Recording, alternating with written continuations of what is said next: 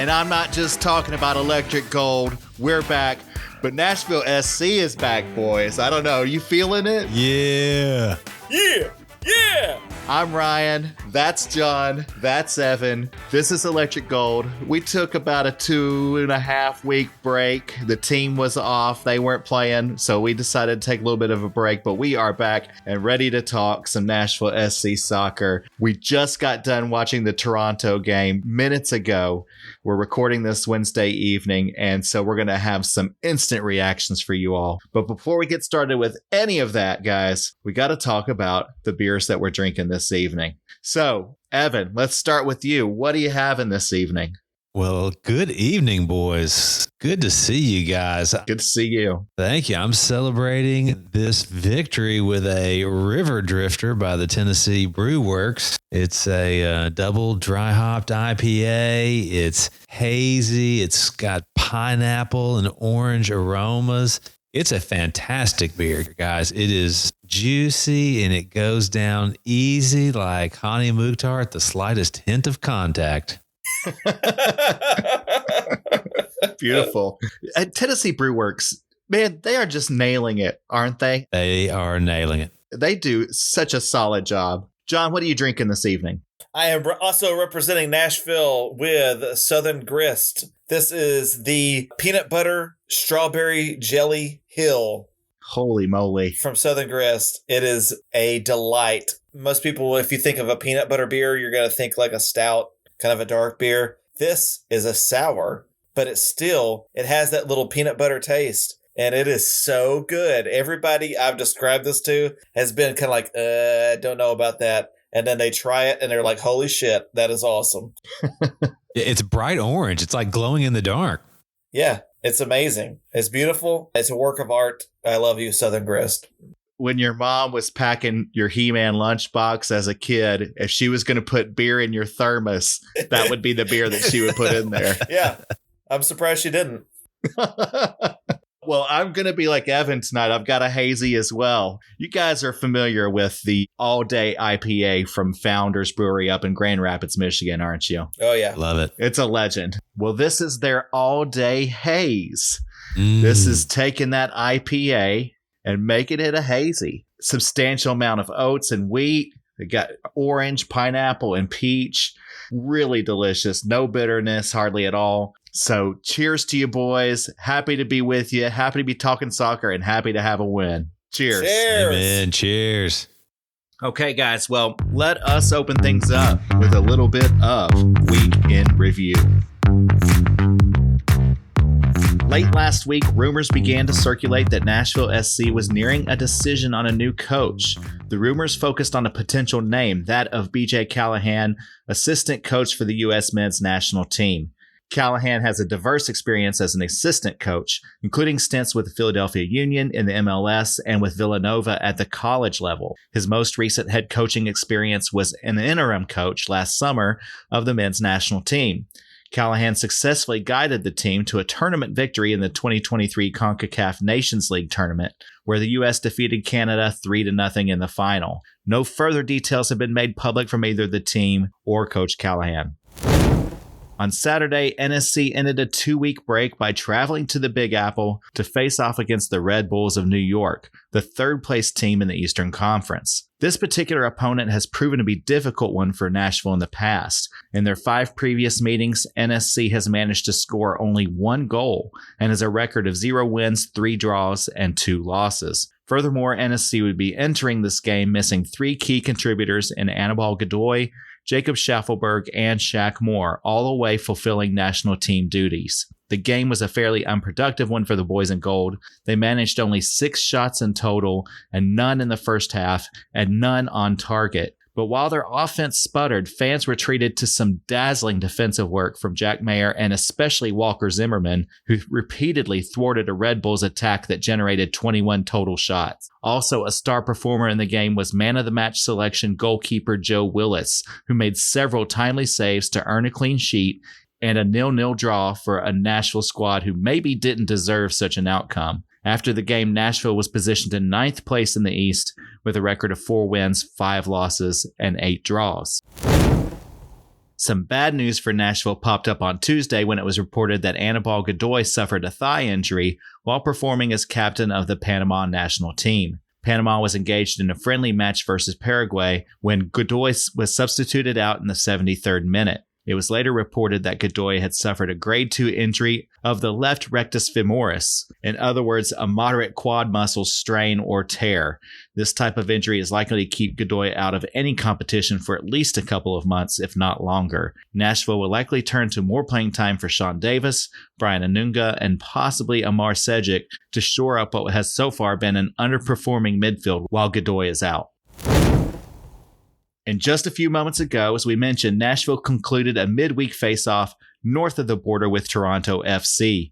The two teams faced off at Geodis Park back in May, where the Boys in Gold secured a 2-0 victory behind goals from Shaq Moore and Teal Bunbury. Toronto entered the match sitting in 7th place in the East, having most recently suffered a 4-1 defeat at home to Chicago on Saturday. In the first half, Nashville looked headed for another disappointment. They were constantly on their heels and narrowly avoiding disaster, whether it be a muffed penalty shot by Federico Bernardeschi, dangerous shots glancing off the post, and timely saves from Joe Willis.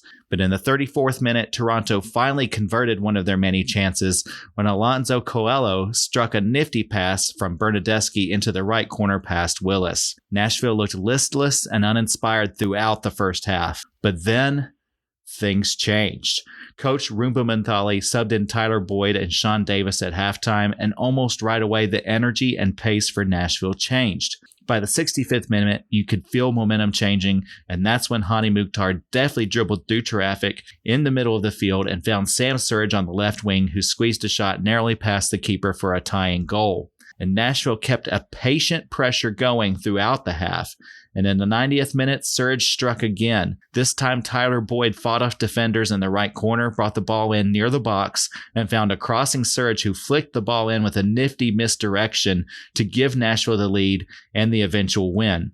Who can believe it? But the team now sits in 8th place with a record of 5 wins, 5 losses, and 8 draws. They are just 1 point behind Toronto for 7th place and 4 points off of Columbus for 6th place. Fellas, instant reaction. What do you think about what you just saw tonight? We'll start with you, John. What do you think? The miracle in Ontario. Is that what we're going to be referring to this as years from now? Sing of this day forever. I mean, it was glorious. I thought for the first hour of the game that this was going to be the most boring podcast of all time. And I was like, I don't want to talk about soccer at all. Yeah. Let's talk about the Cricket World Cup. Oh my God.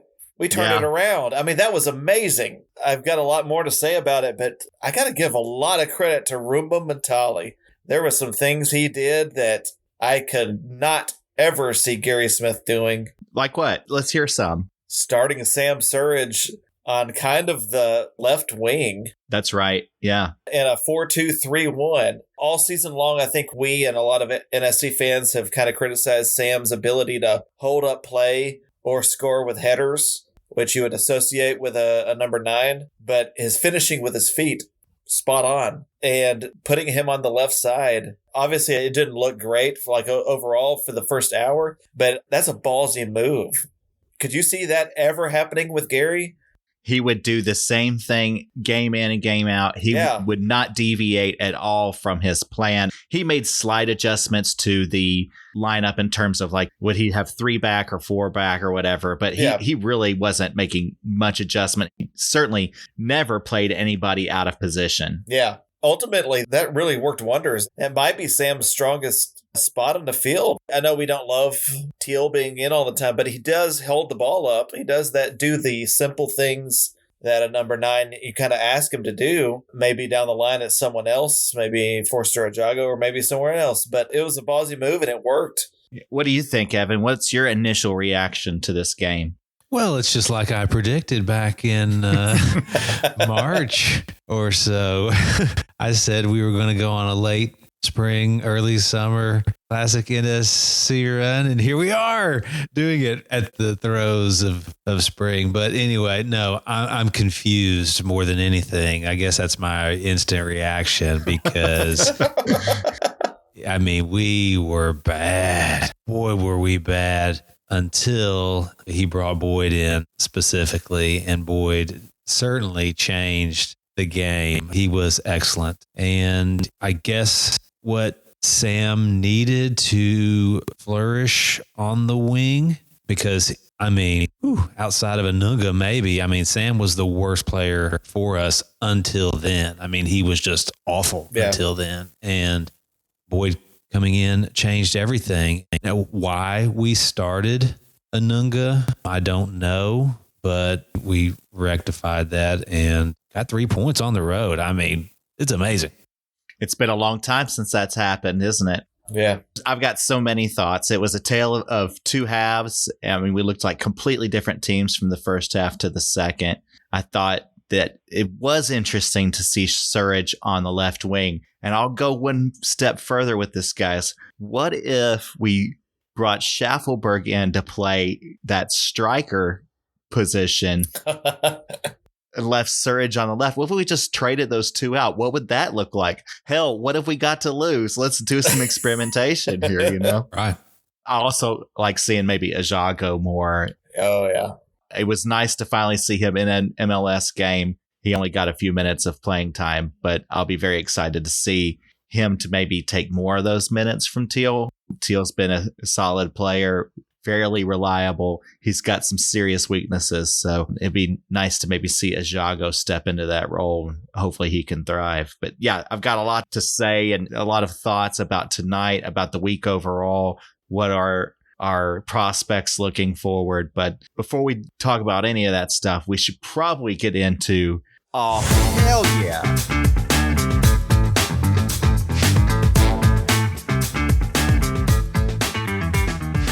So this is the part of the podcast where you guys tell me the best thing that you've seen all week. We had the game in New York against the Red Bulls on Saturday, and then we had this game. And of course, there's anything in between as well that maybe was off the pitch you can mention. But Evan, what was your oh, hell yeah moment of the week? Well, you're probably thinking it was John's boy Shaqiri, the pocket rocket, scoring an absolute stunner today against Scotland in the Euros. Yeah. But it's actually Sam's brace because, listen, I was teed up for an absolute rant tonight. You and me both. Oh, I was already preparing it. Right. Me too, man. I was like, having to count to 10 and stuff like that. And then all of a sudden, Roomba makes some key subs and Sam all of a sudden gets 2 goals to win the game. It was clearly the best thing I saw this week, given that outside of that, we did not have a whole lot to root for this week. Sam Surridge, up until tonight, I was all prepared to talk about how he reminds me so much of Corey Haim. You guys remember Corey, right? Of course. Oh, yeah. One half of the Coreys. Yeah. The good Corey. God took the wrong Corey, if you ask me. Of course, he's no longer with us, but Corey Haim came out in Hollywood in the mid-'80s, just on fire, just doing some amazing work. Lucas, the Lost Boys, License to Drive. The guy couldn't miss. He was on all the teen magazine covers. He was a heartthrob. He couldn't lose. And then the specter of drugs and who knows what else started to get into his life, and it all started to fall apart. And it just reminded me so much of Sam Surridge. Good-looking guy. He came into the MLS hot. He took over that Leagues Cup tournament last year, and I thought we were just all set for another major star. Yeah. And he's just really floundered since. I'm hopeful that he's going to turn things around. He's not going to go down the same road as Corey. He's going to be headed back up, and this is his rebound game right now. So let's hope that's the case. Let's really hope so. Let's hope he never records like a Prince-inspired synth pop album, which that I do believe Corey Haim might have done at some point. Yeah, he did. And most of the music was like the pre-recorded beats that the keyboard comes with factory installed. Right. Yeah. He would just play those. This is another sidebar, but I'm obsessed with Corey Haim. Yeah. John, did I ever show you the Me, Myself, and I video? Oh, yeah. Do you It's recall amazing. Yeah, that's what I'm referring to when I remember him making that album. Yeah. Yeah.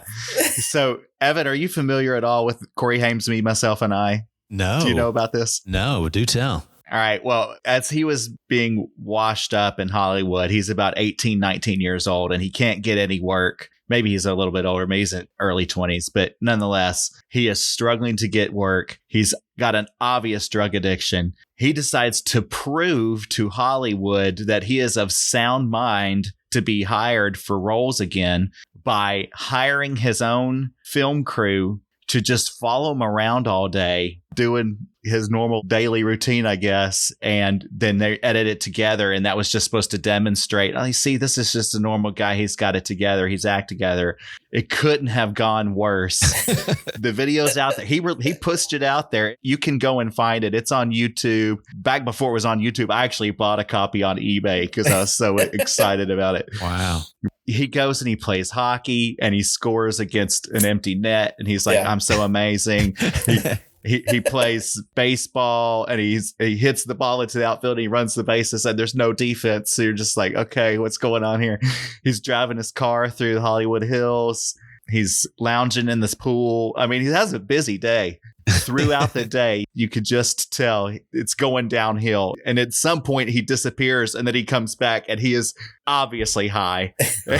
and and he's talking frenetically about swimming with dolphins and keeps repeating himself. And it's just a cluster of magnificent proportions. Anybody who has any love for Corey Haim whatsoever, go and find this and check out Me, Myself, and I. So anyway, Will do. it's one of my favorite movies of all time. Yeah, definitely.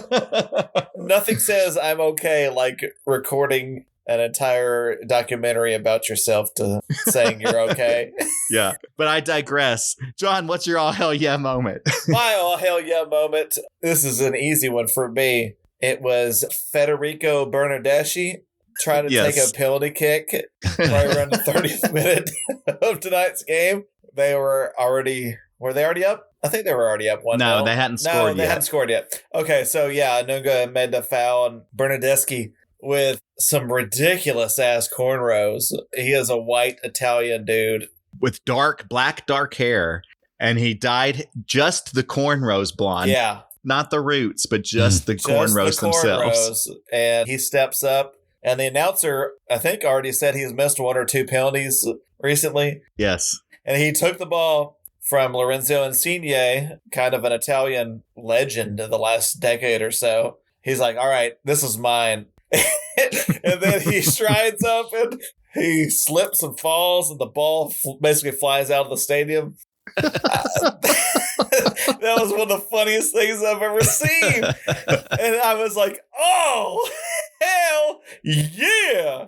And eventually, that's the deciding factor. Wow. Yeah. They would have had 2 goals, and they only had 1 instead. So You said earlier during the game, we should be down like 4 or 5 goals right now. They had so many good chances in the first half. Bad. It was so bad. Yeah, and that penalty kick, when that sailed like that, it's one of those destiny kind of things. I can just feel it out. Yeah. When things like that happen, it's like, oh, you're leaving the door wide open for this to go bad for you. Yeah. And we capitalized eventually. It took us a little while, but we got it. So that was good. I have a small all hell yeah moment, and it's actually the Red Bulls game. Zimmerman's defensive work in that game was unreal. That's one of the best defensive performances I've seen in MLS in a long, long time. Yeah. The dude probably saved like 7 goals on his own. Mhm. He was everywhere, and he has a couple of missteps. I was like, that wasn't so great, but he more than made up for it. He was just phenomenal. And Willis would get out of position and Zimmerman would be right there to save the day over and over and over again. He played well tonight too, and they subbed him out pretty early. I just think he continues to look better and better the more that he plays since coming back from injury. Yeah. You can draw a very clear line in our season from before when he was injured, he wasn't playing, and after since he's returned. We do look very different. And as much as we have limited our performances, certainly the offense hasn't been great. The defense is remarkably different since he's returned. That's a little all hell yeah for Walker Zimmerman. Oh, hell yeah. I agree. Oh, Oh, hell yeah. Well, let's go look on the other side of that coin. And John, what's your hell nah moment? My all hell no moment was all 90 minutes of that game against Red Bulls on Saturday. It was, I think, turgid would be the best description I can come up with. And it happens every fucking time we play them. Every game has been bad we've ever played them. I think we've played 6 games against them all time now. We've scored 1 goal. They've scored 3 goals, I think. Well, who wants to watch that? Right. If these facts come out to the universe, no one is ever going to go to a game between the two of us again. Yeah. John, do you remember what you told me about whenever Nashville plays Red Bulls? The only winner in a Nashville SC New York Red Bulls matchup is Satan. Yes. No doubt. No one else wins. Certainly nobody on the soccer field. I don't know if they've built the 2025 schedule yet, but maybe they just go ahead and eliminate those games. We'll play Vancouver. We'll play somebody else, just anybody but Red Bulls. Just write it down as 2 0-0 draws. We both take 2 points and get on with our season. Just take the week off. Yeah, I like that. I like that approach. Yeah. Evan, do you have an hell no moment? Yeah, well, that's what I had put was the Red Bulls match. But on top of that, when I saw Anunga in the starting lineup for tonight's match, I was just like, oh, hell no, we are going to lose this game. And it would have happened. But thank God Roomba went ahead and pulled him at halftime because, my goodness, he might be the greatest guy in the world, but he is not an MLS player. He's USL at best. Yeah. He gives you nothing offensively, and he is tenacious on defense, but so often out of control. And he gives up those penalty kicks all too often. If it wasn't for old Cornrow himself flubbing that PK, no, we probably would have lost the game. So I'm sorry to keep harping on the guy, but God, get him back down to Huntsville and don't ever bring him back. Yeah. It's a Sophie's choice often between him and Sean Davis. I keep going back and forth. I don't want to see either one of them enter the game, but I do think that Davis was a much more stabilizing force this evening versus Anunga. Neither provide much offensive threat whatsoever, ability to pass it forward, to find people upfield. That seems to be a struggle constantly. I'd love to see some more of Sejic. We've seen brief glimpses of him this season, and I've liked what I've seen so far. He hasn't done anything yet to make me think, oh, definitely get him out of there. I'd say give him a shot again. I kind of feel like we're at a point in a spot this season where it's like, hell, what have we got to lose? If we don't make the playoffs, so what? Because we're just going to be a low C that has to play somebody tough anyway, Miami or Cincinnati. Let's just, get creative. Let's do some wild and crazy things. Let's play some of these guys that are down the bench a little bit, especially if they're younger. Let's get them some experience. So that's what I'd like to see. Yep. Anyway. Agreed. All right. It's time for the Nashville Hot Chicken Takes. Yeah.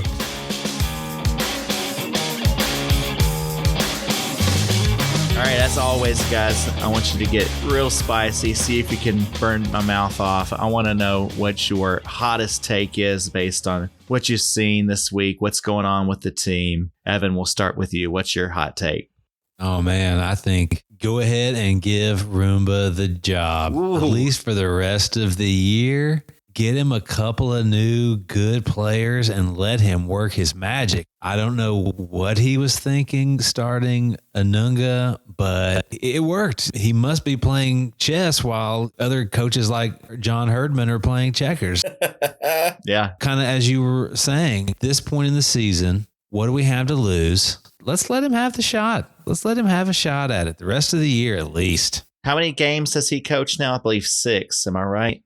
Probably something like that. So he's got 2 wins, 1 loss, 3 draws. not bad Not shabby. for somebody who's never had a head coaching gig before. And only 2 of those games were at home, I think. Yeah, and missing some key players. Both wins were on the road, yeah. Yeah, missing players and being thrown into the deep end of the pool pretty quickly without a lot of warning. He's performed pretty well. And as we've been talking about, he's done some experimentation and some things definitely differently than Gary Smith would have done. He's taking his shot, and good on him for it. I wouldn't mind seeing some more from Roomba. Let's see what this guy's got. Let's see how he can finish out the rest of the season. Who knows? We may have our next star head coach already right here.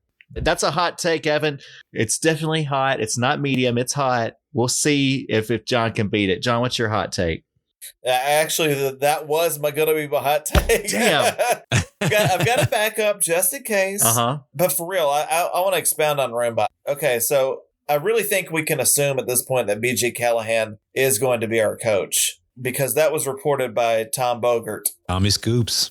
Yeah, Tommy Scoops. He's the MLS equivalent of Woj Yeah. of the NBA. He's not going to put something out there that he isn't 100% sure about, because that's his reputation, as he gets it all right. So I think we can safely assume that no matter what happens after the U.S. is out of Copa America, he's going to be our coach.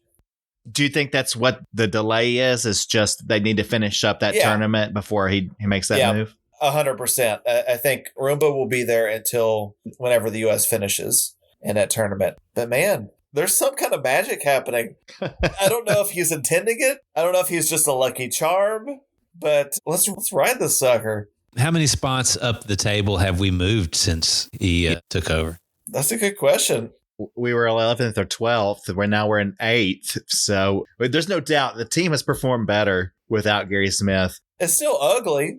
But the defense is playing well. And I think that's really what's helping us to win these games. And then we're getting lucky with some goals here and there sprinkled around. That's true. Because, we will be missing Zimmerman here in July. And maybe it all goes to shit at that point. But for I know BJ is going to be the coach no matter what. I think we can really assume that. So, it's kind of a bummer, because let's remember this Roomba era as being a magical time. Sure. Let's let it ride. I love it. Anyway, okay, so I'll go to my backup hot take. My backup hot take kind of involves Anibal Godoy. My original hot take of the week was going to be, I hate international soccer. International soccer sucks. I'm a club football man. I hate these international breaks when I'm cheering for my teams in the European season. Ugh, it sucks. International football, like the players don't practice together enough. So no matter what, and when you get these big tournaments, some of the stars are not going to be as good as they are with the club teams, because they're kind of thrown together with strangers. Players are playing out of positions so that the big names can play. I end up watching these tournaments, but it's not fun for me. I hate it. I wish club soccer was the only thing that existed. And what to boot, of course, Anibal Godoy went and got injured. Who knows how long he's going to be. The injury sure sounds like it's a rectum, but it's not. You're right. Yeah. It's a thigh. It might be in the rectal region. What is it? Rectum majoris or something? What is it? The rectum majoris? Yeah, I didn't take Latin in high school. It was a rectum. What was it? It was... when I first saw it, I was like, oh, hell no. Yeah. Oh, shit, Anibal. Rectus femoris. Yeah, that sounds really bad. It sounds a lot worse than it is. But I think it's still going to be bad. He's going to be out a few months, I think. Or I don't know. I'm totally bullshit right there. Yeah. I don't know. In general, fuck international soccer. Club soccer is where it's at. Cheer for your local team. Fuck the idea of nations. That's my hot take. Imagine there's no border, or what's the line from John Lennon's song? Imagine there's no Euros. Yeah, I think that's it. No Copa America. That was the line. I thought I was couldn't quite place it. That's a really hot take. Gosh, it's probably spicier than Evan's, but also way more far-fetched. They're never going to get rid of international soccer. No, so a lot of people are making a lot of money off that. So that's like almost the spice. You see it on the menu and you're like, there's no way I'm ordering that. So I'm going to just stick with the spicy that Evan threw out there. Yeah. But I do want to throw a little bit of cold water, I guess, on the Roomba celebration, because 5 out of the last 6 halves of soccer that NSC has played has been absolutely brutal. Maybe that's his plan, is to Suckering us in. Huh? Yeah, or to fill the opponent full of false confidence or something, and then strike, at the last minute or something. Maybe that's part of the genius. I guess he could have fooled New England a little bit more, if you ask me, since they beat us. Actually, they've been on a tear since then. They've won like 3 or 4 in a row, which is amazing. I'm enjoying this. We're certainly on a high tonight since we just watched an impressive comeback, but we need a new coach. As a counterpoint, in the entire history of the team, how many halves have we ever looked good? This is a good point. This is a good point. Oh. It's less than the ones that we haven't. And yet, we've always been in the upper half of the league. Yeah, that's right. That was some of Gary's magic, right? Exactly. Maybe Roomba studied from the master. If that's the case, we definitely need a new coach, and soon. All right. Next, we're going to play a little bit of Don't Put Me in Charge.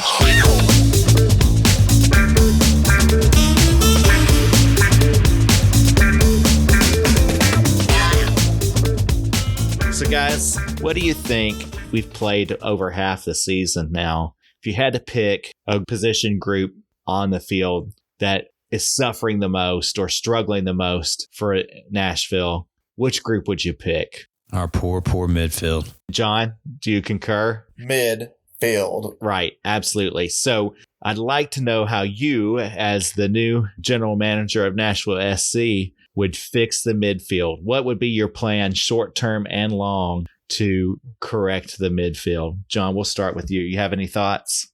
Yeah, kind of. Send all of my scouts to Argentina and Brazil and find one of these little young midfielders that keep the ball moving, just like clockwork, all game long. If you watch a game in the Argentinian or the Brazilian league, every single team has a player like this. And I guarantee every single team has a player that would love to come to America because they would make more money here. They'd have a different style of life. That's what it seems like all the teams in MLS that are succeeding have these guys. I know Atlanta sucks this year, but Thiago Almada, he does a great job for them. He freaking won a World Cup, and he's still playing in MLS. Cincinnati has the Costa. Miami, I feel like I've signed 2 or 3 of these dudes at this point, like Argentinian dudes. NSC has Randall Leao.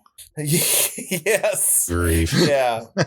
That was the last reach out we had, and he was good for a year or 2, but his bones are made of glass. Yeah. So therefore he's kind of useless as a professional soccer player at this point. Send a scout down there.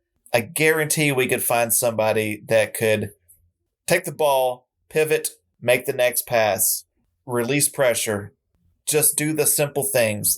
That's really all we need to do. We need to get the ball up to our front players, because we have pretty decent front players. Mukhtar, Surridge, Schaffelberg, Boyd.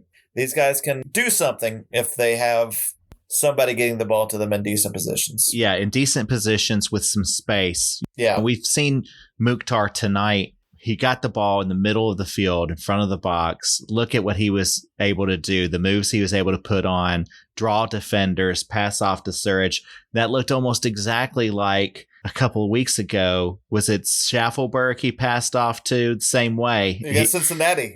Yeah. And he went right down the middle there, shook 2 or 3 defenders, and then caught Schaffelberg on the left wing for the score. Mukhtar can do those types of things. We've seen it for years. He hasn't done it much this year because he hasn't been given those opportunities, because our midfielders don't set him up in those positions. If we could find some people to do that, I think that would be very helpful. Evan, you have any thoughts about the midfield and things we could do differently, or how you would change this? Yeah, I agree with John there on a long-term solution is to find someone like one of these young Latin American midfielders. Gosh, I'll settle for an Italian like Insigne. I mean, did you notice tonight when he gets the ball, he's looking quickly straight up field. He tilts the field so quickly. And it's like it almost hurts him physically to pass the ball backwards. You know what I mean? Mm-hmm. I mean, that is a last resort. And he slices and dices and finds those runners. He plays those 1-2s. So long term, we need somebody of that caliber. Now, look, we've added Yearwood, and Yearwood is good. He's doing a very good job at this, but he's kind of on that Godoy level. You know what I mean? We need to get Seamus, right? We need to get Seamus to pick up John Ingram by the ankles, hold him upside down, and just shake about 10 or $20 million out of his pockets. I know he's got it. I know he's got it. Yeah. Oh, he's got it. We know it. He had it in his wallet last night. He left it at Jimmy Kelly's in the bar area, and they put it in lost and found. He'll come back and get it a week later, but he's not too worried about it right now. He gets that much just from the Chiodos beers every fucking No week. kidding. That's right. That's right.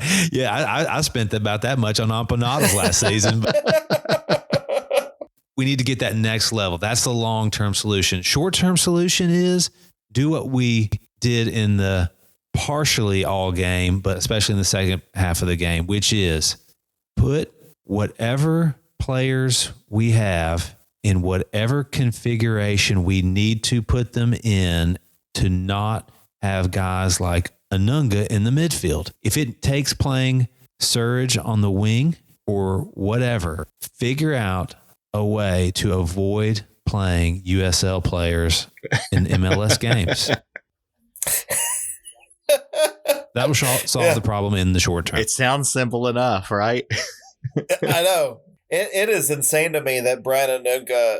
Let's just talk about this for a second. How has he been in MLS with us for 5 seasons now?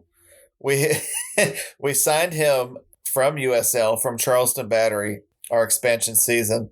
And it's not like he's ever had a great game even in all this time. And I guarantee you no one else in MLS would get him if we were going to let him go. He would definitely be a USL player. I guarantee you he's given away more penalty kicks than any other player in our club history. Wow. Yeah. I don't have the stat on that, but it's probably true. Sounds right. Godoy's probably second. Godoy's probably second, but I bet you it's Anunga. I feel bad dogging on him like this. I mean, I think that he comes in with a lot of spirit and he's committed and is trying, but it reminds me of that Toad the Wet Sprocket song, Good Intentions. Do you guys know this song at all? No, hum a few bars for us. Please say. It's hard to rely on my good intentions when my head's full of things that I can't mention. Seems I usually get things right, but I can't understand what I did last night. Heck yeah. It's hard to rely on my own good senses when I miss so much that requires attention. Have to laugh at myself sometimes, and I can see that I'm not blind. There's little relief. Give us reprieve. For all the things I've left behind, I'm positive that I'm not blind. Is that Brian Anunga or what? That's Brian That was Anunga. amazing. God, I can't believe we're going to publish this out to the public. That was glorious. Thanks. I'll be here all week. Yeah, don't forget to tip your bartender and waitresses. Now, you guys have given some good thoughts about the midfielders, but I thought we would bring in our resident expert to comment as well. So if you guys just give me a moment here, I'm going to bring them in. Hey, ChatGPT, how you doing, girl? Hey, I'm doing great. Thanks for asking. How about you? Doing fine, thanks.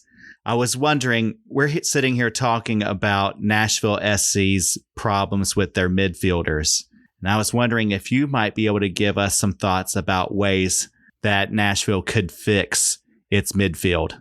Nashville SC's midfield could benefit from a few strategic adjustments. One option is to bring in a creative playmaker who can link defense and attack more effectively, providing better service to forwards like Hani Mukhtar and Sam Surridge. Another approach is to strengthen the defensive midfield with a player who can break up opposition plays and distribute the ball efficiently, helping to maintain possession and control the tempo. Additionally, focusing on youth development or scouting for under-the-radar talents could provide fresh energy and dynamism. What do you think about these ideas? I love it, ChatGPT. Where would you find such a midfielder? Finding the right midfielder could involve looking at a few key areas. Scouting promising talents from leagues in South America, like Brazil or Argentina, can often yield creative playmakers at a reasonable cost. Another option is to look at European leagues, especially those known for developing midfielders, like the Dutch Eredivisie or the Portuguese Primeira Liga. Additionally, exploring players from MLS academies or lower divisions can uncover hidden gems who are already familiar with the league's style of play. Loan deals for young players from top European clubs who need more game time could also be a good strategy. That girl knows her stuff. She does, especially since she's saying almost exactly the same thing that you were, John. Yeah, it's funny how that happened. No, I promise that was not prompted or pre-programmed in any sort of way. She just came up with that on her own. And yeah, great minds think alike, I guess. Now I'm kind of wondering if I myself am a robot. You might be AI generated. It's like a Blade Runner situation. It could be. Could be. Well, now that we have those answers, we can sleep soundly at night. We'll just pass that along to the management of Nashville SC to take action. Shouldn't be any big deal. They should be able to take care of that pretty quickly. All right, guys. Well, that's been fun. I appreciate it. But I'm going to get into the week in preview. But before we do that, John, we've got a contest going on. Oh, do you want to update us on that? I do. So we had a song contest or chant contest where we're trying to find a new chant or song for supporters to do at Nashville SC games. And we had thousands of entries. It took us minutes to sift through them all. It took me all night to go through all of them. But we have two finalists. If you don't mind, I'd like to sing a little bit of both of them. Yes, go ahead. The first one is from a fan of ours named either Samuel or Samuel Hernandez. Okay. And he came up with a song that goes to the rhythm of a famous song that other, at least European clubs use. In particular, it is to the tune of Un Dia Petit. It's a Barcelona fan song. And I've also heard Liverpool and Arsenal fans sing it. And I'll sing a little bit of it if I can. Un dia de partido, fui al Geodes Park, tan solo entre a la garda, mi enamore. Sorry, Samuel, my Spanish is not perfect. Mi corazón latía, no me pregunto por qué. I'm a Nashville supporter, siempre tan anime. Ale, ale, ale, ale, ale, ale. And there it goes. And basically, he told me that the fans would jump up and down as the ale, ale's come in. Oh, fun. And it sounds awesome to me. I would love for this to happen. It's a song that I know a lot of fans would already kind of know the tune of because they're probably fans of some European teams that might sing it. So yeah, I love that one. Do you know what that translates to? You know what that actually means? I think it's the day of the game. Okay. Yeah. All right. Cool. Or game day. Yeah. Okay. Yeah. It sounds fun, especially the jumping up and down part. I know, right? It sounds like fun. So I like that one. And then I also there was another one that we got from a user named Ghost of the Man in Black. Oh, okay. That's the username. Okay. And I didn't really have any interaction with this guy. The chant goes, I don't want to be here anymore. I don't want to be here anymore. Oh God, please let me die. I don't want to be here anymore. NSC, I don't want to be alone. This must have been written right after the Red Bulls match. It must have been. I think it must have been. NSC, I don't want to be alone. Oh, God. Definitely was written in this season. It was definitely written this season, and I feel like it was, what do you call it, like a bags on their head moment. Yeah. Yeah, for sure. for fans to kind of embrace. Kind of think it was actually the ghost of Johnny Cash. I was going to say that, you were visited by the ghost of Johnny Cash several weeks ago, who said he has cursed the team until they play his song before games again because they stopped playing it this season. So I'm guessing these next 2 home games that we have the next 2 weeks, we're really going to find out whether the curse of Cash is still there or if it has been lifted. I still recommend to anyone listening, y'all have to play Johnny Cash's song at the home games. Everybody likes it. Everybody loves it. Everybody wants some more of it. Yeah. Play the fucking song, assholes. Or else Johnny Cash is going to make us all miserable. Yes. And he's going to continue to do so. After that New England game, I thought many times about this curse and how real it must be. It just was atrocious. It was at home. Yeah, I do think we've got to do some things to exorcise the demons and lift the curse. Lift the curse. Lift the curse, baby. So those are good entries. Are you going to keep going with it? What do you think? I think we should call it, and I vote Samuel Hernandez. All right. That was a very catchy tune. Yeah. Evan? Yeah, Samuel's got my vote. Yeah, I'll say it's unanimous. Samuel, you're going to Hollywood. Yes. Woohoo! No, good job, Samuel. Samuel, you win a gift card to Jackalope Brewery here in Nashville. I hope you make good use of it, and I will be reaching out to you. Wonderful. Congratulations.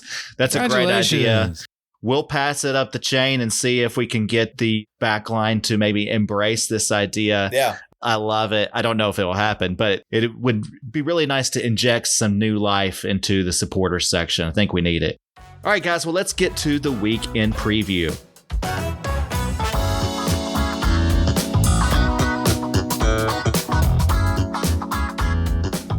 This weekend, Nashville finally returns home for their first at Geodis Park in 3 weeks. They will host New York City FC, who currently sit at 4th in the East with a record of 9 wins, 6 losses, and 2 draws. In their previous 4 meetings, NSC has won twice, lost once, and earned 1 draw against New York. Nashville's defense will have to be sharp to withstand the high-scoring tandem of midfielder Santiago Rodriguez and striker Alonso Martinez.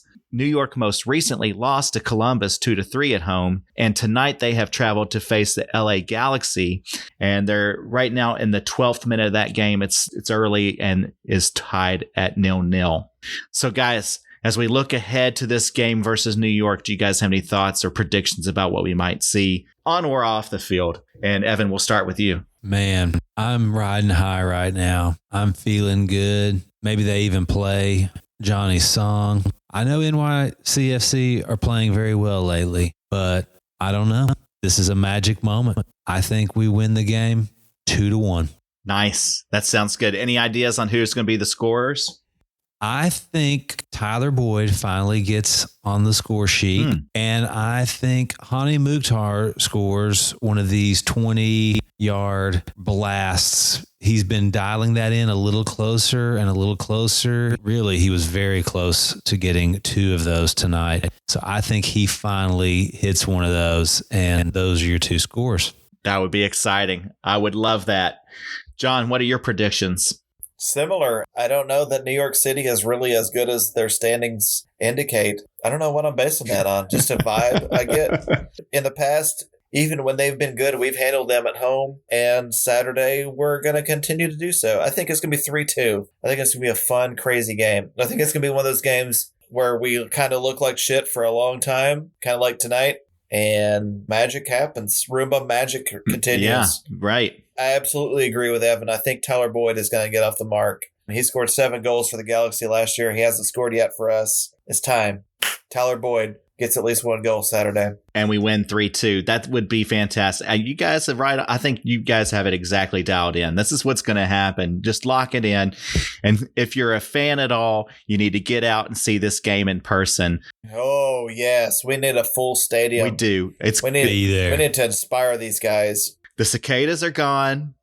Ain't no reason. There's no excuses. Fill that stadium up. The crowd has been waning as of late, and I know it's because the performance of the team has been lackluster, but get out and support the boys in gold. Come to the tailgate before the game. Go show up in the stadium, fill these stands up. It's going to be hot. It's going to be toasty. I'm not going to lie to you. We're honest here with you, with our fans and our listeners. I'm not going to lie to you. It's going to stink. It's going to be stinky. Embrace it. It's going to be stinky. Embrace the stench. That's right. That's right. Just wallow in the stench of victory. Embrace the stank. That's the motto for Saturday. Embrace the stank. Love I do it. too. That's great. Love it.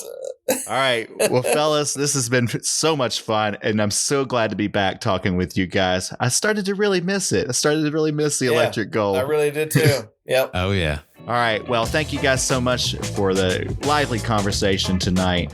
And John, before we sign off, you want to let people know how they can get in touch with us? Absolutely. On Instagram and Twitter, we are Electric Gold NSC. We also have a Facebook page. Follow us, like us, do all those things that you do with other people on the internet. Not all the things. No. Some of those things we can do without. But, like us, follow us, give us a little 5-star review. Find our little Spotify playlist. Play that fucker. Sunday was Father's Day. By the way, happy Father's Day to both of you. Oh, thank you. And to you as well. Likewise. My family was out in the pool all day long. I was not to be moved, and I sat there and played our playlist all day long. Jams galore. Everybody dancing, everybody having a good time. It's awesome. The Salt and Pepper was playing. Oh, Salt and Pepper was playing. I got a Salt and Pepper t-shirt from my kids for Father's Day. They know you well, don't they? They listen to this podcast. Seriously, when we had that episode when we were talking about Salt and Pepper, it starts a cycle that we play the playlist more and more. The kids are like, oh man, what's that song? Ooh, I like that song. It's always Salt and Pepper. And so yeah, they got me the t-shirt. I don't know if I can turn them on to Toad the Wet Sprocket the way that we turn them on to Salt and Pepper, Hey. but who knows? It starts tonight, baby. Awesome. Well, thank you, John. Thank you, guys. Thanks, everyone, for listening. It's been a lot of fun. Come out to the stadium this weekend. Come support them boys. Let's hear it. Come on, you boys in gold. Come on, you boys and go! Come on, you boys, and go!